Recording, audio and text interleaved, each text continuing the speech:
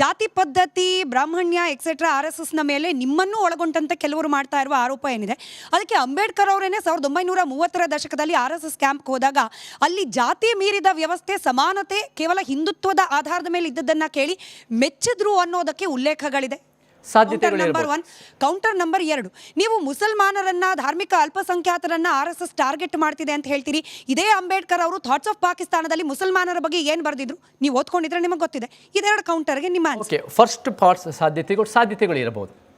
ಬಾಬಾ ಸಾಹೇಬರು ಒಂದು RSS ಶಾಖಕ್ಕೆ ಹೋಗಿ ಇರ್ಬೋದು, ಅದು ನಾವು ನಿಜವಲ್ಲ ಇತಿಹಾಸದಲ್ಲಿ ಇನ್ನೂ ನಾವು ರೀತಿ ಅದನ್ನು ತರಬೇಕು. ಬಟ್ ನಮಗೆ RSS ಅವರು ಜಾತಿವಾದ ಇಂದ ಎಷ್ಟು ಸಮಸ್ಯೆ ಇದೆ ಅಂತ ಅವ್ರಿಗೂ ಗೊತ್ತಿದೆ.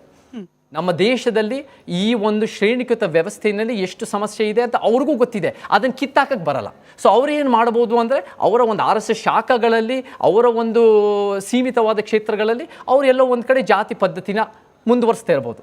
ಬಟ್ ಸಮಾಜದಲ್ಲಿ ಬ್ರಾಹ್ಮಣ್ಯದ ವ್ಯವಸ್ಥೆ ಇದೆಯಲ್ಲ, ಅದನ್ನು ಯಾಕೆ ಕಿತ್ತಾಕ್ತಾ ಇಲ್ಲ, ಅದನ್ನು ಯಾಕೆ ಫೈಟ್ ಮಾಡ್ತಾ ಇಲ್ಲ? ನಿಮ್ಮ ಶಾಖ ಅಂದಿದ ತಕ್ಷಣ ಸಮಾಜ ಆಗ್ಬಿಡುತ್ತಾ?